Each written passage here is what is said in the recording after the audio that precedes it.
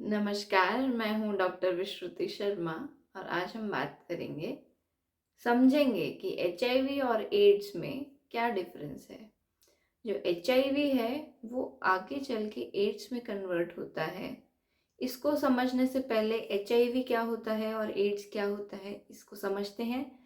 HIV यानी human immunodeficiency virus. Human immunodeficiency virus ये एक तरह का रेट्रो वायरस होता है जो रिवर्स ट्रांसक्रिप्शन के थ्रू आरएनए से डीएनए में कन्वर्ट होता है। एचआईवी हमारी बॉडी पे अटैक करता है। अटैक करने के बाद में ये हमारी बॉडी में जाके हमारे जो इम्यून सिस्टम होता है उसको कमज़ोर करता है। धीरे धीरे पूरी बॉडी में फैलता है। तो ओवर द टाइम यानी कि आपको किसी की इम्यूनिटी वीक है तो वो साल 2 साल में, और किसी की थोड़ी स्ट्रांग है तो 5-7 साल में। एवरेज टाइम पीरियड जो रहता है वो एचआईवी से एड्स होने में वो रहता है 5 से 7 साल। एड्स जो होता है ये अक्वायर्ड इम्यूनोडेफिशिएंसी सिंड्रोम होता है, यानी कि इम्यून सिस्टम का वीक होने की वजह से जो छोटी से छोटी बीमारी जो होती है वो आपका बहुत भयावह रूप लेके आपकी बॉडी को ग्रस्त कर देती है। सिंड्रोम का मतलब होता है ग्रुप ऑफ डिजीजेस। एक डिजीज नहीं होती, ये बहुत सारी डिजीजेस का ग्रुप होता है जो ये एक बीमारी बनाती है। एचआईवी की वजह से जो है एड्स होता है। एड्स और एचआईवी एक नहीं है, ये अलग अलग होता है। क्या होता है कि जो एड्स एचआईवी जब बॉडी में आता है तो ये क्या करता है, आपके जो इम्यून सिस्टम में बहुत सारी वाइट ब्लड सेल्स होती हैं, रेड ब्लड सेल्स होती हैं। जो वाइट ब्लड सेल्स होती हैं ये बहुत सारे लोगों को पता होगा कि ये फाइटर सेल्स होती हैं। इम्यून सिस्टम में जो फाइटर सेल्स होती हैं वो फाइटर सेल्स पे अटैक करता है। फाइटर सेल्स के ऊपर एक रिसेप्टर होता है जिसको हम कहते हैं CD4।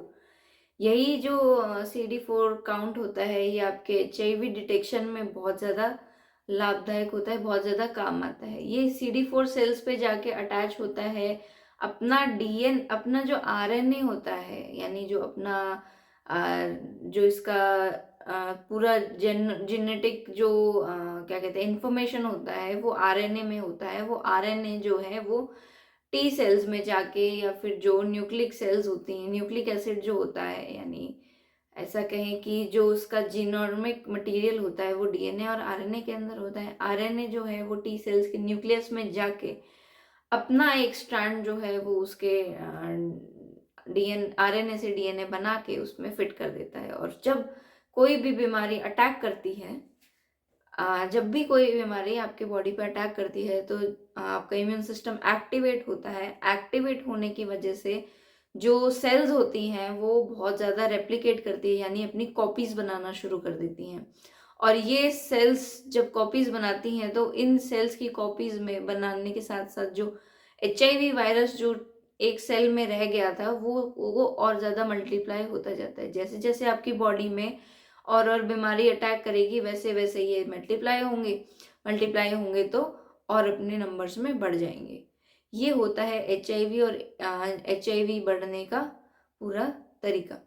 अब क्या होता है कि जैसे जैसे ये एक सेल से 2 सेल बनती है, 2 से 4 सेल बनती हैं, तो क्या होता है कि ये हल्का सा अपने जो न्यूक्लिक एसिड सीक्वेंस होता है उसमें थोड़ा सा म्यूटेशन कर देती है, यानी हल्का सा चेंज के साथ में दूसरी सेल में जाती है। इसलिए इसकी वैक्सीन जो है ये आज तक बन नहीं पाई है। अब क्या होता है, जब ये धीरे धीरे बढ़ता जाता है आपकी बॉडी में, तो बढ़ते बढ़ते आपकी इम्यूनिटी इतनी वीक हो जाती है कि ये एचआईवी से एड्स की तरफ आपको ले जाता है। जब जो थर्ड और फोर्थ स्टेज एचआईवी की होती है इसके अंदर आपको एड्स जो है देखने को मिलता है, और ये बाद में आपको बहुत भयावह स्थिति में ले जाती है। अगर आप एचआईवी से ग्रस्त हैं, एचआईवी पॉजिटिव हैं और आपको ज़्यादा समय नहीं हुआ है, या आपको एड्स के लक्षण भी आने लगे हैं।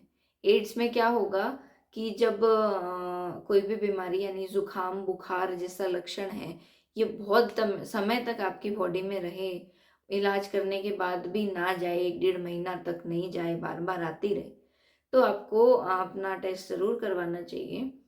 और आपको ये समझ लेना चाहिए कि आपको एड्स जैसी बीमारी हो सकती है अगर आपको एक्सपोज़र था अगर पहले तो। अगर आपको इस वीडियो के बारे में और जानकारी चाहिए, तो आप स्क्रीन पे दिए हुए नंबर पे कॉल या व्हाट्सएप कर सकते हैं, या आप एचआईवी पॉजिटिव हैं और आप जानना चाहते हैं इलाज के बारे में, तो भी आप व्हाट्सएप और पे अपना मैसेज छोड़ सकते हैं। हमको आपको ज़रूर रिप्लाई करेंगे। धन्यवाद। आपका दिन शुभ हो।